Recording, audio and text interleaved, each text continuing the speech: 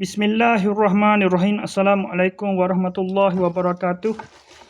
Berjumpa lagi kita dan channel saya. Hari ini hari Rabu 23 Jun 2026 Masihi bersama dengan 7 Muharram 1448 Hijriah. Sekarang ni pukul 5.20 petang.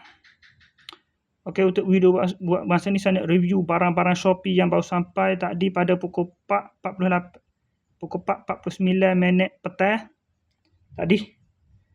Okey, barang yang pertama seperti biasalah. Ni berapa kali repeat order dah ni. Bedal Tanjiro wanita tu lah.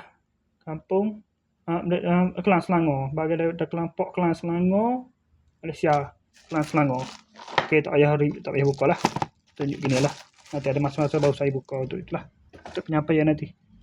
Okey, ni bagi kedua pula. Akiro Kelang Banting Jejarung Selangor. Bagi lagi ni plug ni ada tiga ni. Kalau ada plug untuk charger telefon ya, untuk gini lebih kurang ya. Saya sagu ni akan cocok masa depan ni untuk cabai 3. Okey, sekadar itu saja untuk sesi video dari report kita untuk hari untuk review ni. Assalamualaikum, jumpa lagi. Bye.